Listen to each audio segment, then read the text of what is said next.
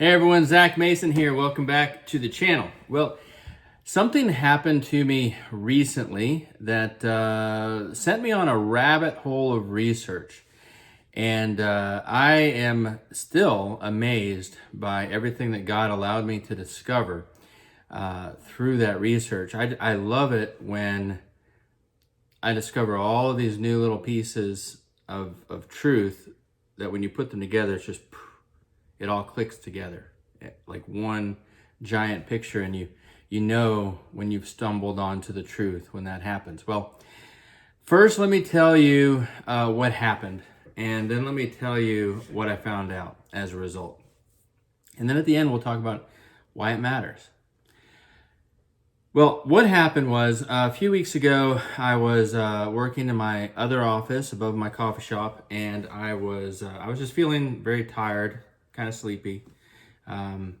Just really couldn't keep writing at the moment, and I'm just gonna go take a quick lay down real quick. And there's a love seat in my office over there. I laid myself out and I was just resting my eyes. I don't know if I fell asleep or not.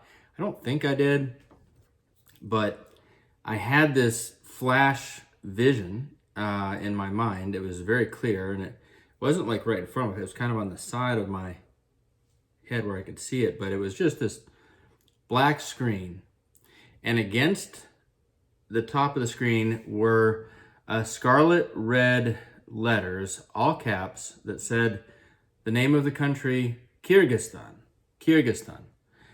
Now, that's a country over in Central Asia among the Stan nations, as they're referred to: Kazakhstan, Uzbekistan, Tajikistan, Kyrgyzstan. I did not have Kyrgyzstan on the mind. In fact, it's probably one of the countries I know the least about. I've never really looked at it, studied it, and I was thinking about why. Why have I never studied Kyrgyzstan? I think it was just a psychological thing. Well, I don't even know how to spell it. It looks like a bunch of letters run together. And, well, I know how to spell it now. It was spelled correctly in my vision. Kyrgyz, Stan. Stan just means land of. It's an ancient Persian word for land of. So it's the land of the Kyrgyz people. And anyways, I saw Kyrgyzstan in scarlet red letters, and under that, I saw the shape of a country, the outline of a country completely filled in. Again, it was a scarlet red color. But I just understood this. I was not seeing the shape of Kyrgyzstan, which is kind of like a hook shape. I was seeing the shape of Kazakhstan, which is rounder and more of a oval. But so basically that was it. And then it went away. It was like a second and a half at most. Long enough I could see Kyrgyzstan, the shape of Kazakhstan under it. I understood I was seeing the shape of Kazakhstan, all scarlet red, and then it went away. And what in the world was that? Why am I seeing Kyrgyzstan? I didn't have either of the countries on my mind. I wasn't really looking into anything about Kyrgyzstan. So why is this coming in my mind? And I just realized, well, the Holy Spirit obviously showed this to me for a reason. And I'm supposed to go research something. So I started researching Kyrgyzstan, and I uncovered a treasure trove of information that kept me going from one subject to the next, and I'm going to lay it out for you. I'm going to lay it out for you in a little bit of a different tack, because I'm not going to make direct accusations of anyone. That could be, I don't know, attacked legally, civil suits. What I'm going to do is I'm going to ask questions. I'm going to ask questions as to why certain things are happening, why certain things happened, and why they happened in that order. But the first thing I'm going to tell you is that everything I discovered has to do with uranium.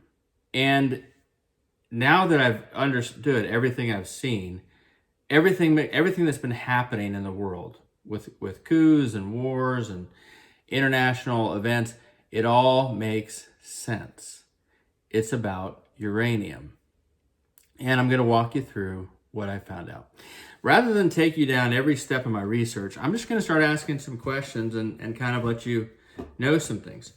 The first question I'm going to ask you is, have you ever heard of a company called Sprott Asset Management? Sprott Asset Management is a Canadian company run by a guy named Eric Sprott. Now, I don't know if I'm just ignorant of the financial markets, but I had never heard of Mr. Sprott before, Eric Sprott.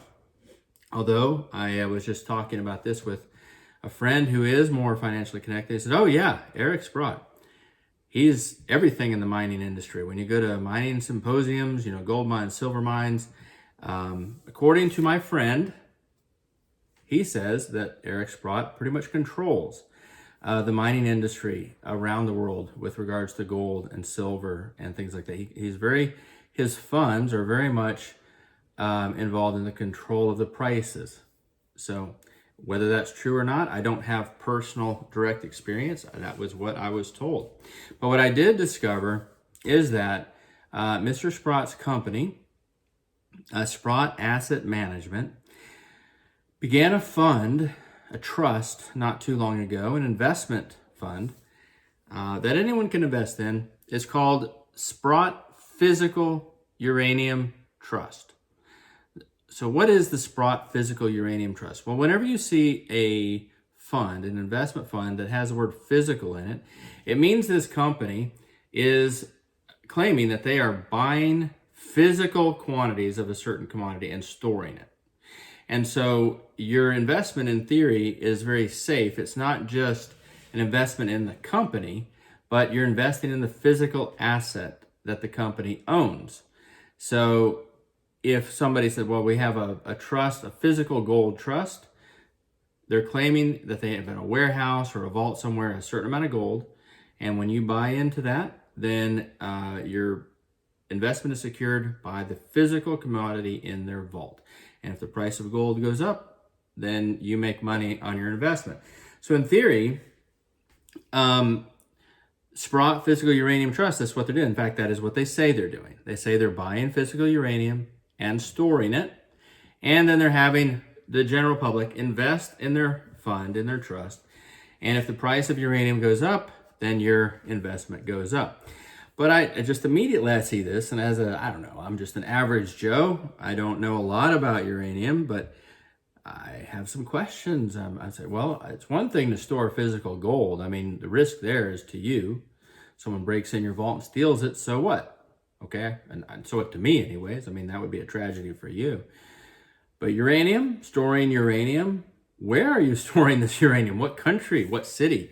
This seems like a national security issue to me. Uranium's not a product that we just leave laying around that isn't viewed as extremely valuable by nuclear powers, right? And what about risks of meltdowns and things like that? Isn't this also a danger to the environment of wherever they're storing it? So I have all these initial questions. But then I start reading their own reports. And here's what Sprott Asset Management says that they did with this fund. Between July of 2021 and late 2023, so a period of a little more than 2 years, they purchased 31,000 metric tons of physical uranium to store it, and they're storing it, is what they say. 31,000 metric tons. Now, that, I don't know if that sounds like a lot or not to you, but it actually is a lot, whether you're aware of it or not.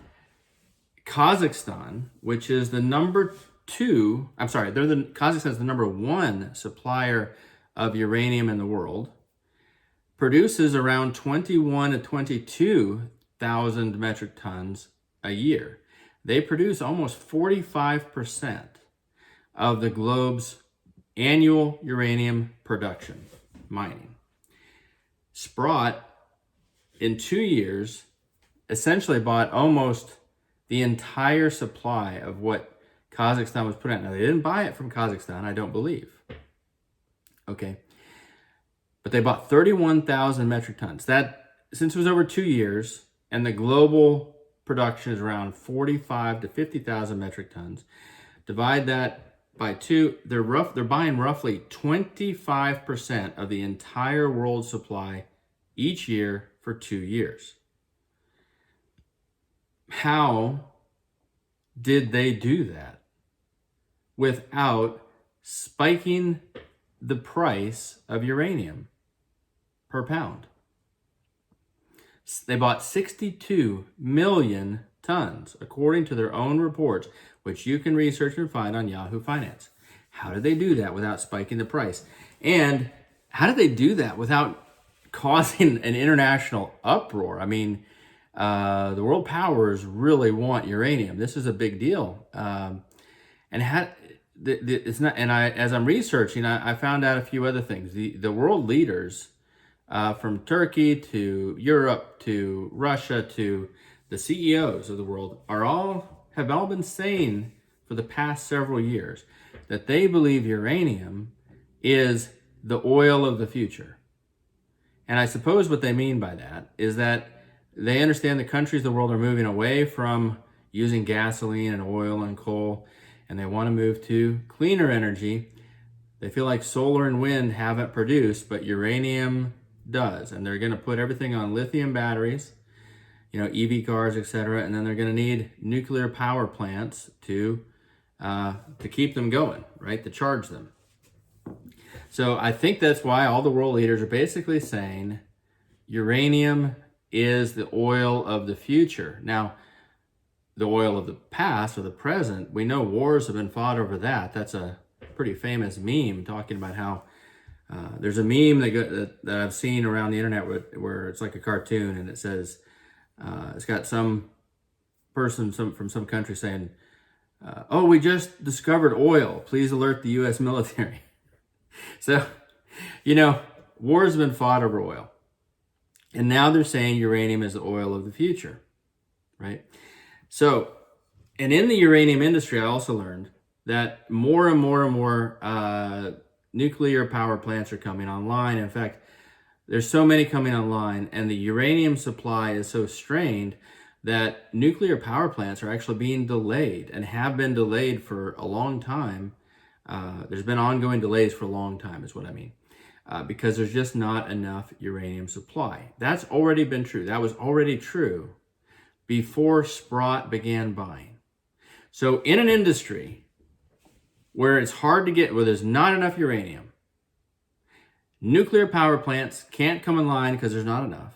And this private company comes in and buys 25% of the global supply just to store it, not to use it. Nobody's panicked about the environmental impact. Nobody's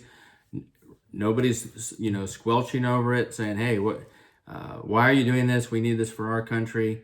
It's quite the mystery. Okay, so, and more curious is on their website and in their Yahoo Finance report, they give kudos. They say, hey, we want to thank our strategic partner, WMC Energy Group, for helping us to procure this uranium. Well, obviously that started me research. Who is the WMC Energy Group? Well, let me introduce you to them a little bit. They are kind of a mysterious company. So this right here is their homepage. It says, we provide the resource solutions needed for the global energy transition to an efficient, stable, and sustainable society. Say, okay, this seems like a typical company's website, bland mission statement, doesn't really say much. Actually, I think it does. Because remember, Sprott Asset Management is a big company. This Eric Sprott is apparently a very important guy in the mining industry and investment funds. And the trust that he set up, the Physical Uranium Trust, this trust, they basically say our only strategic partner is the WMC Energy Group. And it says they're the ones that got us this 62 million pounds of uranium. Okay, well, that's interesting. So who is this group? Well, we're providing resource solutions needed for the global energy transition. That's echoes of what I just talked about, with the uranium being the oil of the future. WMC doesn't only focus on uranium. They also are focused on other rare earth metals like lithium and nickel, etc. Anyways, I'm not going to spend a lot of time on their mission statement, but I think I think if you read between the lines, they're saying, hey, we exist to help move us to uranium. And obviously, they're not even hiding that part. They're here to get rid of the fossil fuels and move us to electric vehicles and all that. This is under the About Us. It says, WMC enables efficient funding and risk management solutions using transaction structures that optimize balance sheets and ensure price certainty. So that sounds like a bunch of mumbo jumbo again, but to actually read between the lines, there's something there. So, but I want to show you who runs this company first. This is the leadership team.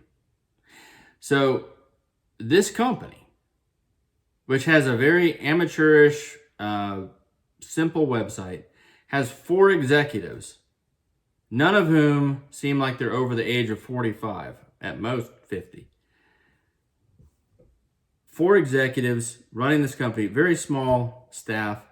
Somehow they're controlling and storing the equivalent of 70% of the of supply of uranium, equal to 70% of the annual production.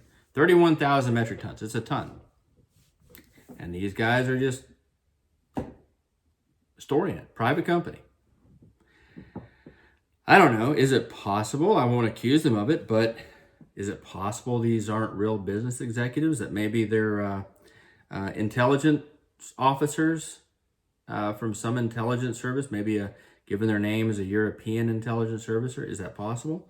Could be possible. It's very suspect. I don't really have a lot of confidence in these 4 guys. And the gentleman at the bottom, Fedor van der Post, says he's the head of battery materials. That means lithium and nickel, and asset development. Asset development, what does that mean? Discovery of new mines, new sources of the rare earth materials. Isn't that a primary focus of intelligence agencies around the world right now?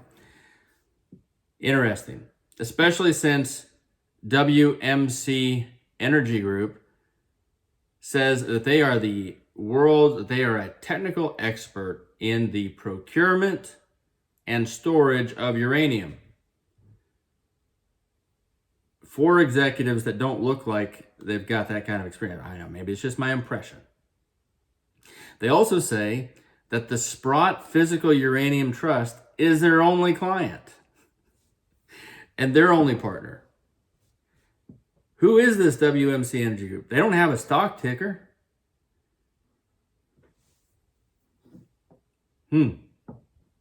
Anyways, let's get back to our other questions.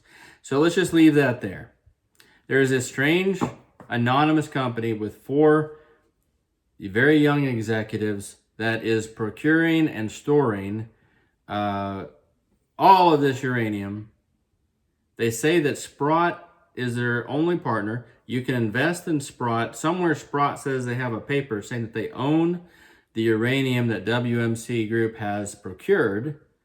But if you read their own websites of both companies, WMC Group has not actually handed over the uranium to Sprott. Sprott's just got on paper.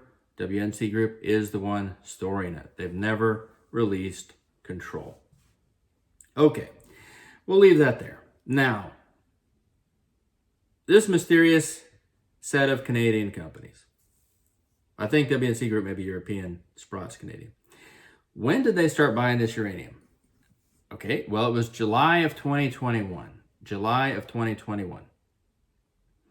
When did the United States pull out of Afghanistan? Oh yeah, we started pulling out of Afghanistan in July of 2021. Same month. Is that a coincidence? I don't know. By the way, I want to do a side note here, side tangent. I'm just going to have to keep filtering this in because I know how many of my brothers and sisters in Christ are very excited about Donald Trump. And you think that he is different and that he is so smart, etc., whatever. But I want to remind you, here's what, when Joe Biden announced in April of 2021 that we were going to withdraw from Afghanistan, Donald Trump released the statement, and he criticized Joe Biden for announcing that we were going to withdraw the troops from Afghanistan before September 11th of that year.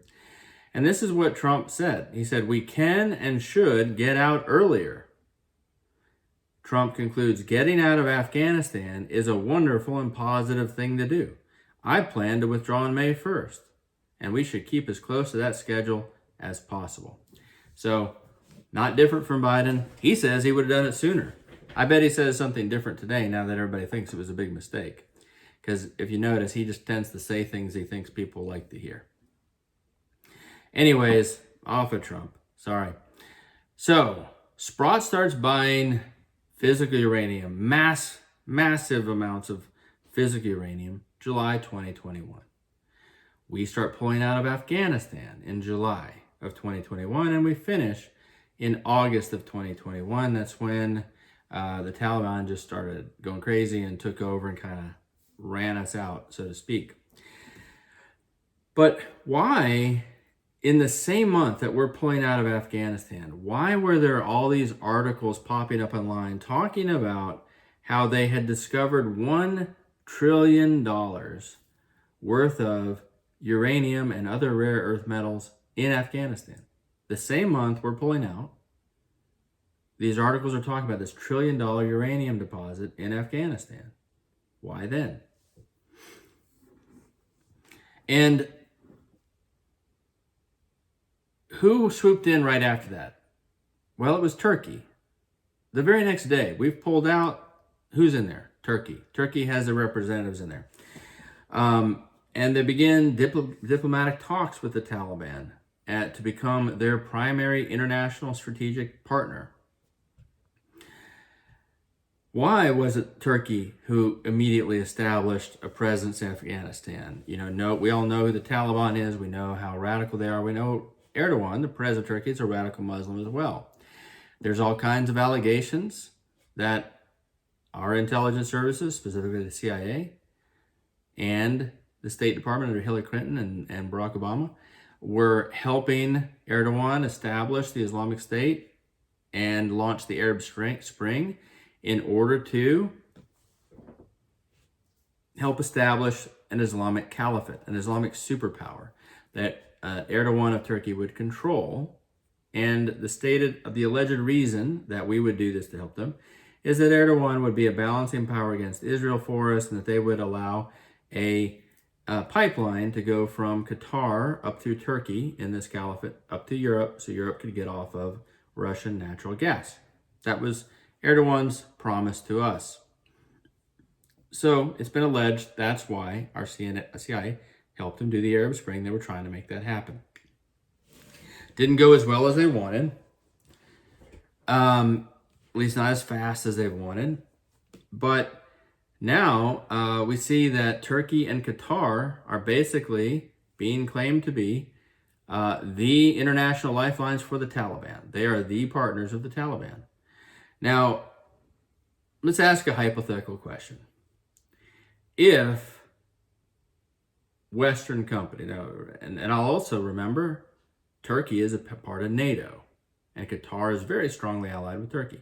But Turkey is a part of NATO, and that's a military alliance, a very strong military alliance. Do we think Turkey would or could begin these diplomatic relationships with the Taliban and go in there in Afghanistan without knowledge of our intelligence services and even our approval? Does that seem likely? That would seem to be intentionally putting a wedge between the United States and Turkey, which I'm not sure Turkey wants to do. He's viewing us as an ally in what he's trying to build. Or does it seem more likely that Turkey would be willing to participate in a tit-for-tat adventure where we support Turkey's political bid to bring Afghanistan into his caliphate camp? In exchange, he allows certain mining projects to happen. And if uranium mining started happening under the Taliban's control, and Turkey is a strategic partner, would anybody hear about it? Would we hear about it in the news about uranium coming out of Afghanistan? I'll let you decide that. Now, let's move a little further down the road here. I discovered a bank, the existence of a bank I didn't know existed.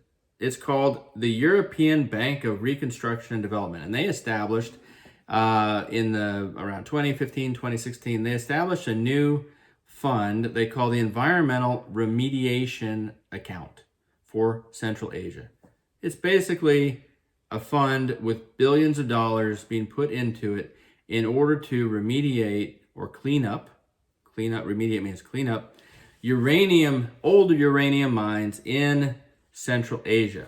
The three countries that were targeted by this fund are Kyrgyzstan, the one in my vision, Uzbekistan, and Tajikistan, all of which had uranium mines in the Soviet Empire that have been defunct still. And the people are complaining about them because they feel like they're environmental hazards and leaking radioactive materials into their water supplies and things like that.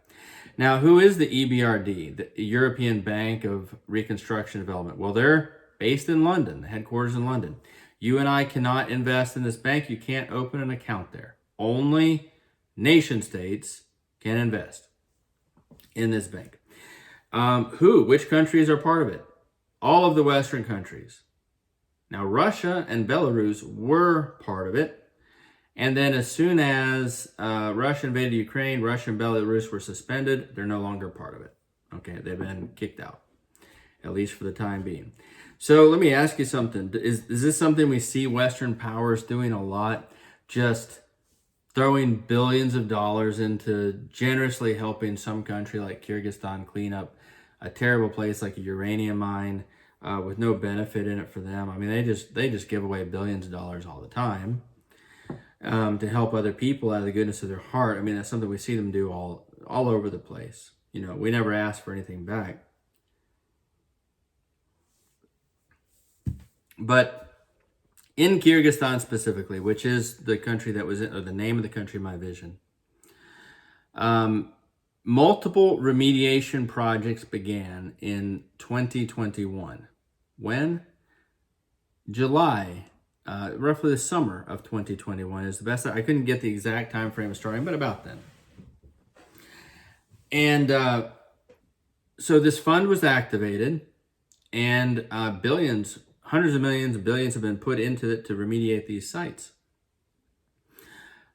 Who are the contractors? Who are the bidders that are cleaning up these sites? I can't find any answers to that in all my research. It's very quiet as to what companies were actually remediating these uranium tailings. I did see articles about protesters in Kyrgyzstan upset that they thought secret uranium mining was going on, and they were not happy about it. I also saw very strong evidence on Wikipedia and elsewhere that the United States and the CIA were involved in a color revolution in Kyrgyzstan a number of years ago called the Tulip Revolution, where we basically tried to install a government friendly to the West, to the United States and Western powers. However, the population of Kyrgyzstan is essentially Muslim and they speak Russian. So why would they're just not naturally going to be allied with us, and that's kind of what happened. We sponsored this Tulip Revolution, but over the next few, 10, 15 years, they've flipped back. So the current administration of Kyrgyzstan is very pro-Russian.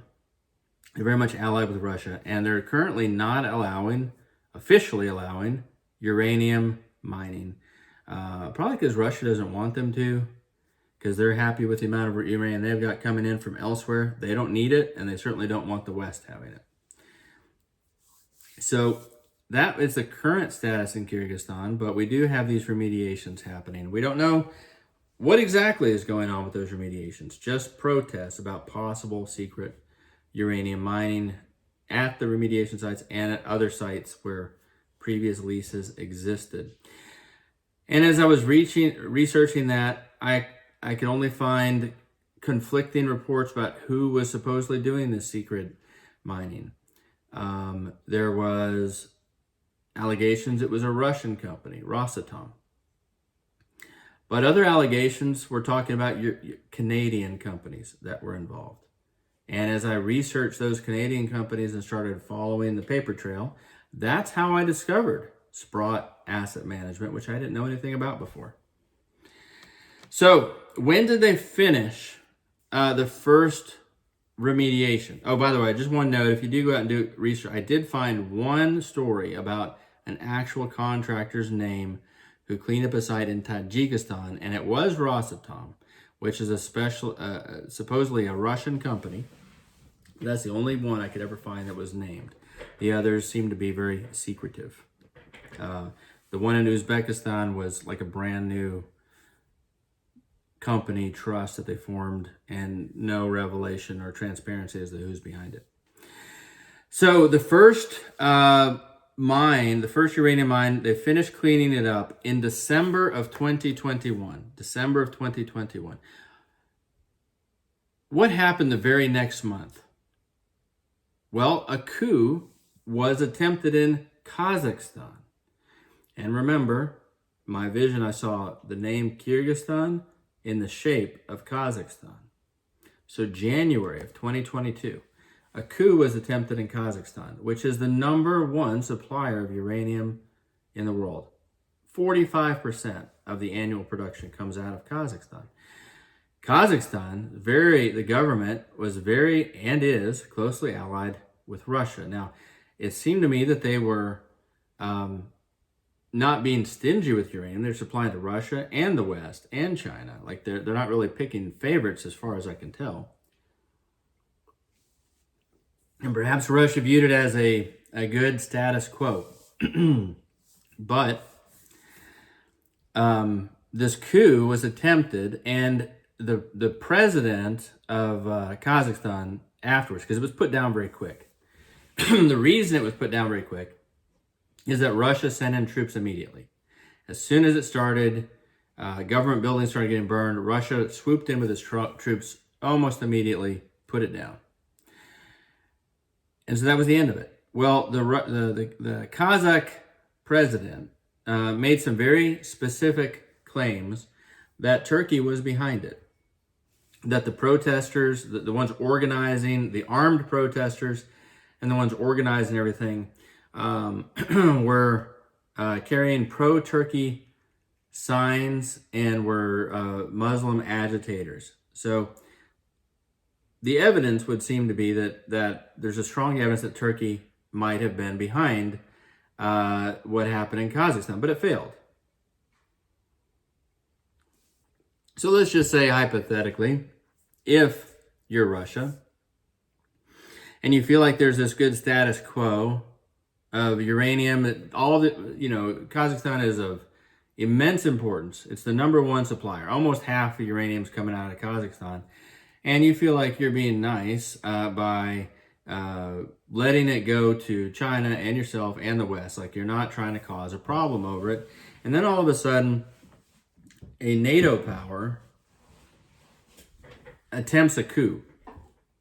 What could be the only motivation for a coup like that in a country like Kazakhstan, which has no other strategic importance except uranium, if the purpose wasn't to deny Russia access to the uranium? Seems like pretty logical conclusion if you're Russia. So what happened in the very next month after the failed coup in Kazakhstan? Well, Russia invaded Ukraine the very next month. Seems very much likely like a tit for tat. And is Ukraine a producer of uranium? Yes, they are. Not nearly as much as Kazakhstan, but they do have a significant amount of uranium deposits, and those are all currently going to the West. I think it's only about 3,000 metric tons, so nothing like the 20,000 metric tons, but still significant. Double what the United States was producing at its peak. Well, where is the Russian army sitting right now? If you look at a map, if you just look up a map of the uranium deposits in Ukraine, and then you look at the map of where the Russian troops and tanks are sitting, the provinces they've occupied and are holding, they're ringing the uranium deposits. They're around them, but they haven't gone into those provinces yet. It's almost like they made a move and said, hey, you threatened us in Kazakhstan. Now we're threatening your access to uranium in Ukraine, but we're not taking it yet. Perhaps it was a shot across the bow, but of course it's a pretty heavy one, and things keep escalating. Now, let's talk about another figure I discovered involved in this. Prince Edward. Prince Edward caught my radar for the first time last year in September. Why? Because he just, out of nowhere, who is Prince Edward? Well, he's the youngest brother of King Charles and Prince Andrew. And up till now, he's done almost nothing, publicly or overtly. Nobody knows much about him. So it was even more curious when, out of the blue, he traveled to Turkey and met with President Erdogan of Turkey behind closed doors. And they wouldn't tell anybody the agenda, other than to say they were going to discuss issues of mutual defense or increasing defense ties between the two countries. Now, I call BS.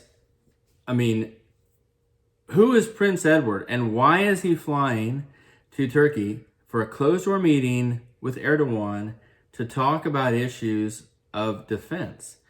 Prince Edward is not officially part of the British government in any kind of power role. His title is his office is titular only. He's the Duke of Edinburgh, but it's ceremonial. He has no legislative power, no executive power.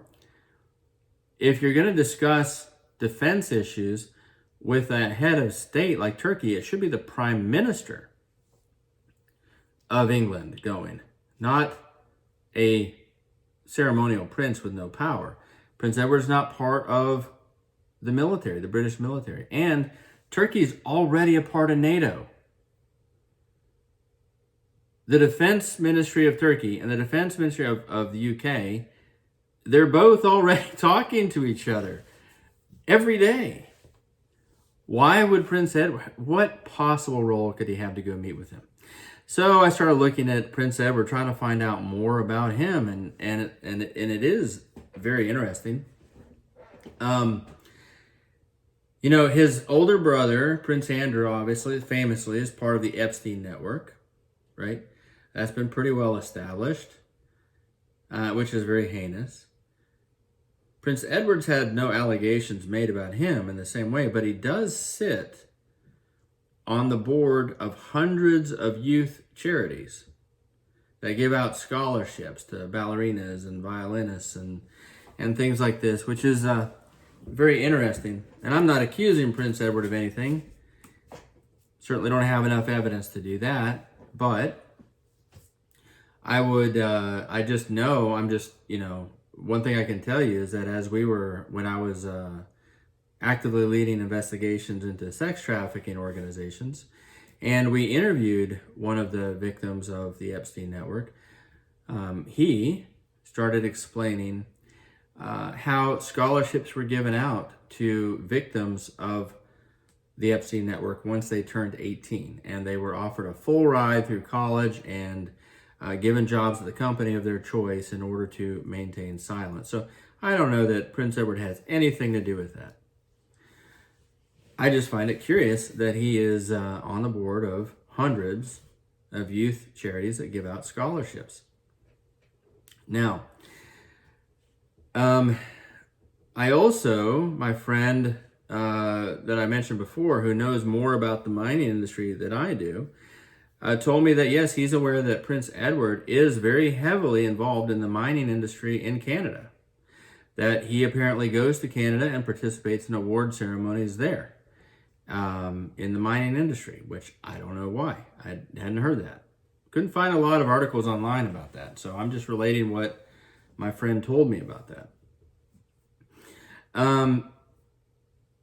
Anyway, so we have this closed-door meeting with Prince Edward going to speak with Erdogan of Turkey. This is about, year and a half after the failed Turkish coup in Kazakhstan. But what happened right before that? Well, Prince Edward went to visit Turkey in late September of 2023. But in June of 2023, 3 months before that, the Emir of Qatar made an unexpected state visit to 3 Central Asian countries: Kyrgyzstan, Uzbekistan, and Tajikistan. Why? He doesn't do a lot of state visits. I couldn't find a lot of information out there on state visits that the Emir of Qatar has made, but last year, in June, he visited those 3 Central Asian countries. And I don't mean to insult Kyrgyzstan, Uzbekistan, and Tajikistan, but why would he do that? Of all the countries that the Emir of Qatar could visit for natural resources, etc., you would think that there might be others. Qatar is about oil, right? That's where they get their money, is oil. There's not any oil that I'm aware of in those countries, but there is lots of rare earth metals and uranium. Huge uranium deposits in those countries. They're just not being mined. So what do you think the Emir of Qatar, who's closely allied with Turkey, Turkey's part of NATO, which is part of the West, what do you think the Emir of Qatar might have been talking about with the president of Kyrgyzstan? I don't know. What are the probabilities? Could it have been something to do with uranium? Could have. Now, after he leaves Kyrgyzstan on this unusual visit, what do you think would Russia have been aware of this visit? Do you think Russian intelligence services would have noticed the Emir of Qatar visiting Kyrgyzstan and talking to them about something? I think that would seem to be not even questionable. I think absolutely the Russian intelligence services would be aware of that. Do you think there's a chance that someone from the Russian government, maybe even Putin himself, is contacting the Kyrgyz government and asking them what the topic of conversation is? Do you think they might have had a concern? And the Kyrgyz government, being allied with the Russians, don't you think they were probably likely to give an honest answer? So what if the answer was, or the question was, hey, what did the Emir of Qatar want? Oh, can you believe it? He wanted to talk about uranium and opening up uranium mining here, but I told him the people don't want it. We're not going to do that. It seems like, if I'm imagining it, that seems like a very likely conversation. I wasn't there. I didn't hear it. I do note, though, that 1 month after that, a coup occurred in Niger in Africa.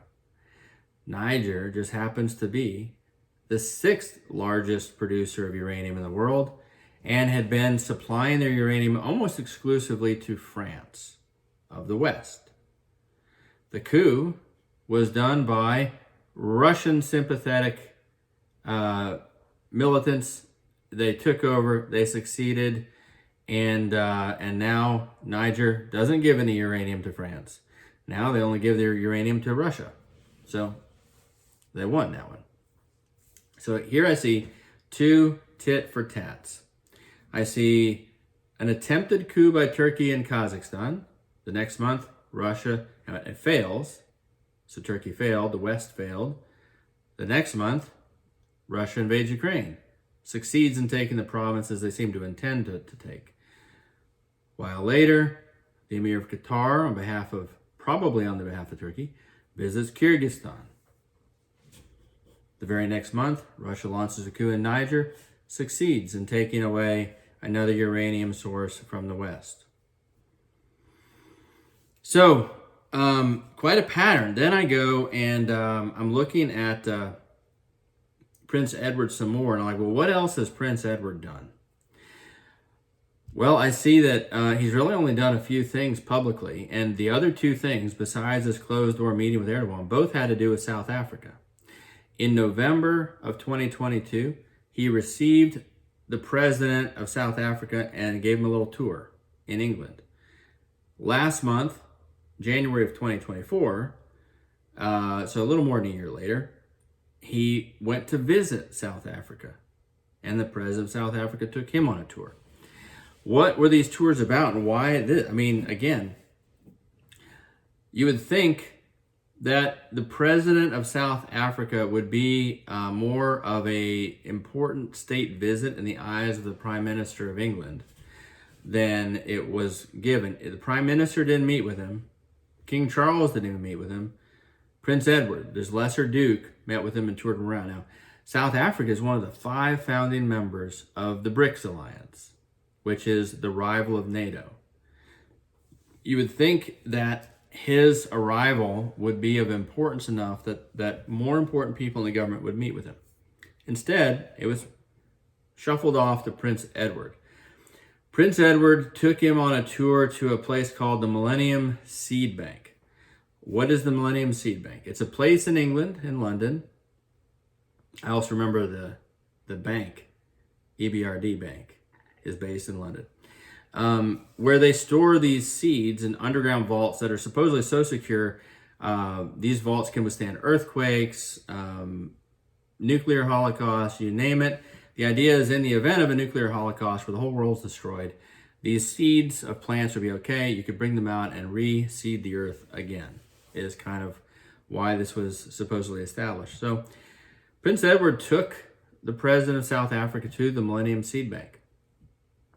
I noticed another curious thing. The Millennium Seed Bank on their website has a little banner at the bottom that just says, hey, just FYI, the atrium, the public atrium at the Millennium Seed Bank is going to be closed June 6th of this year.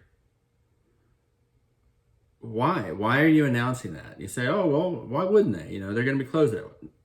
Why are they closed that day and announcing it now? It's odd. It's just odd. They're not announcing any other holidays they're closed for. It's 4 months away. It's a Thursday. It's not a state holiday as far as I can tell. But it's important enough they just say, hey, we're going to be closed June 6th. And I remember all these conspiracy theories that talk about how June 6th is a special day that these that global elites tend to, they always meet on June 6th, according to the theories, to finalize plans, to finalize some of their evil plans. Is that what's happened to the Millennium Seed Bank on June 6th? I have no idea. It's just curious. It's odd. Not announcing any other holidays, just that random Thursday. No reason given. We're just going to be closed that day. So I guess they're, now if there were a meeting of world leaders happening in that atrium, yeah, you would close for that. Anyways, supposedly Prince Edward just took him to the seed bank to show him around and show him what a great place it was. And then last month, the president of South Africa took him around to show him African plants. And the whole purpose of that tour was to see if African plant seeds were worthy to be down in the Millennium Seed Bank. And I just think, really? Neither government has botanists on staff that could do that kind of a meeting. Prince Edward and the president at South Africa are the ones doing that kind of a trip. And do we think the Millennium Seed Bank doesn't have African seeds down in there already in 2024? I'm sorry. I'm just not, I don't feel that stupid. Anyways, it's curious. So why South Africa? Oh, well, wait a second. We have some massive uranium deposits that have been found in South Africa. 87,000 metric tons, I believe. At South Africa's current rate of mining, it would take them over 400 years to mine all that uranium. So is it possible? Is it possible Prince Edward was talking to the president of South Africa about something else? About maybe developing some new assets, as the language on the WMC Group website calls it, asset development? Could it be that was also part of the discussion behind closed doors with President Erdogan of Turkey? I don't know. I'll let you decide. I also noticed that it was only 10 days after Prince Edward met with Erdogan in Turkey, only 10 days roughly, before Hamas attacked Israel on October 7th. What does that have to do with it, you might ask? Well, I don't know. I just know that we've been talking a lot about Turkey and Qatar, and I know that Turkey and Qatar both fund Hamas, and that the leaders of Hamas were in Qatar living when the attackers attacked. I also know that when Israel started putting pressure and announcing they were going to assassinate the leaders of Hamas, the Hamas leaders fled Qatar and went to Turkey. So there's a very clear alliance there. I also know that Iran is not allied with Turkey. Iran and Turkey view themselves as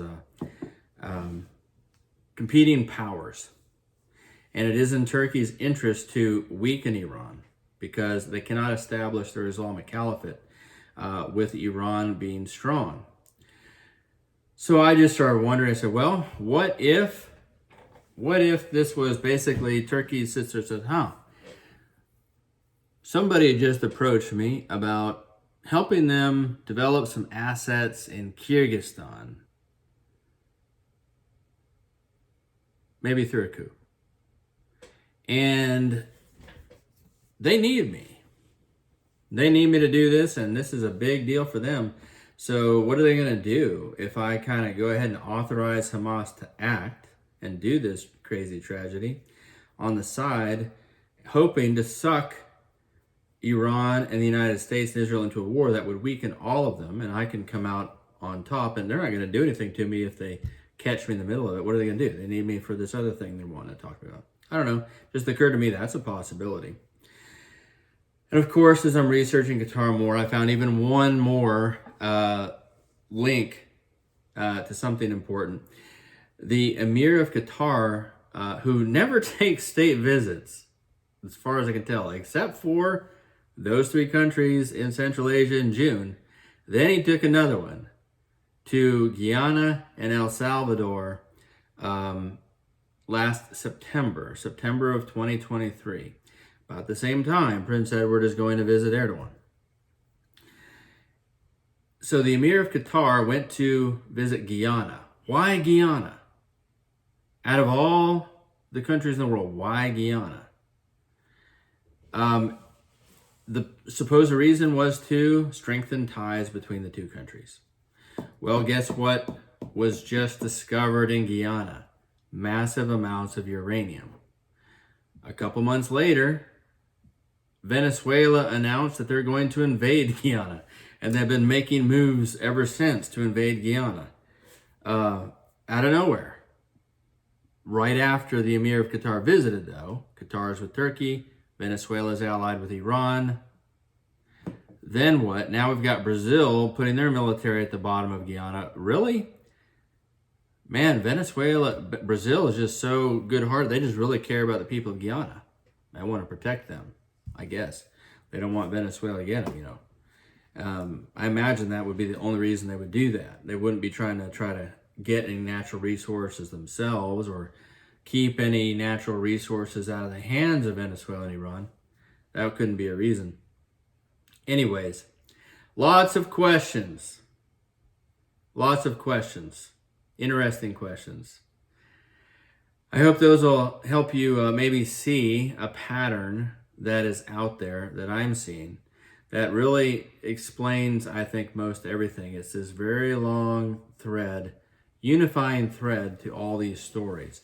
It makes sense for everything. If uranium is the oil of the future, then really everything you're seeing in this build up to World War III is either a fight over uranium or bioweapons. And to me, it's become quite clear that's what's going on, which is sad. Because uranium, if I was just thinking about this the other day, because here we get to, okay, well, why does this matter? What can we do about it? What can you do about it?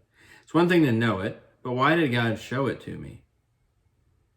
Well, I think he does like to help us understand our world. Like, I ask him a lot of questions and he shows me things and helps me discover the truth about things. So in some level, he just likes us to not be deceived, to know what's really going on.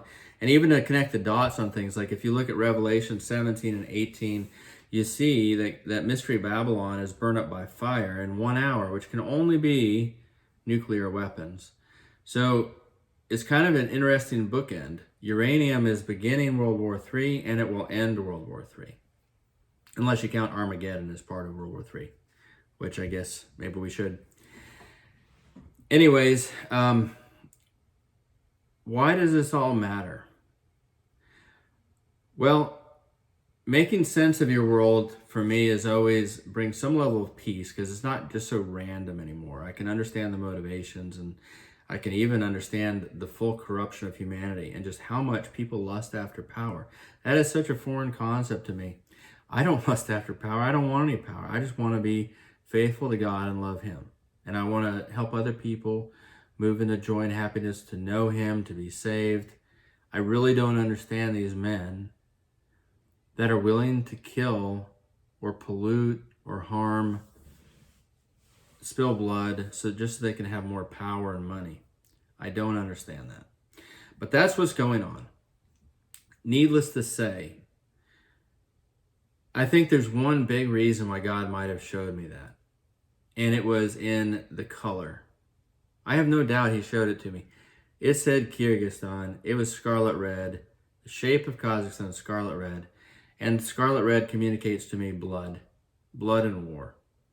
So based on this pattern I'm seeing, I'm predicting, and I've told you all the information I have about it. I don't have a specific word from God telling me this is going to happen.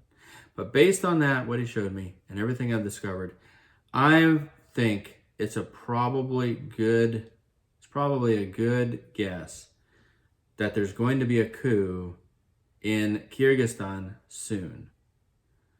Or at least a coup attempted. Will it be successful? I don't know. In the past, I would say yes. Now I would say no. Just because of the pattern I'm seeing. I see the West has failed twice and Russia has won twice. So I'm betting that the coup attempted in Kyrgyzstan may fail as well. I don't think God is allowing Erdogan to succeed in the places he's trying yet. I don't think it's his time. I think even it may not be him whose time is coming. I think it may be his son whose time is coming. I'm watching his son very closely, Bilal. That said, what do we need to do? We need to pray for the people, the Kyrgyz people. These are people that God loves. Men, women, and children. And many animals too. As he says in the book of Jonah. If there's going to be a war there, it's heartbreaking. That means people will die. Would you join me in praying for the Kyrgyz people, even if you just throw up one prayer?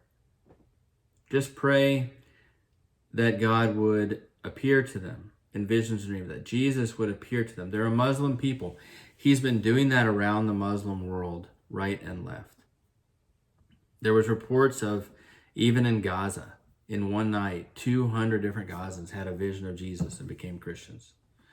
So would you join me in praying that the Kyrgyz people would experience, many of them would experience encounters with Jesus in visions and dreams, and that his name would be glorified, and that many would be saved before they don't have a chance to. And when you pray for the repentance of the people involved in these nefarious schemes, I don't think that as a whole, these guys or these organizations are going to repent. But it's very possible that there are some individuals who will, right? Some individuals who will see the light, might even have an encounter with Jesus themselves, and repent and come out, asking the forgiveness of God. Anyways, join me in praying for these things. And as I learn more information, I will share it. I hope this video was of service, and we'll see you soon.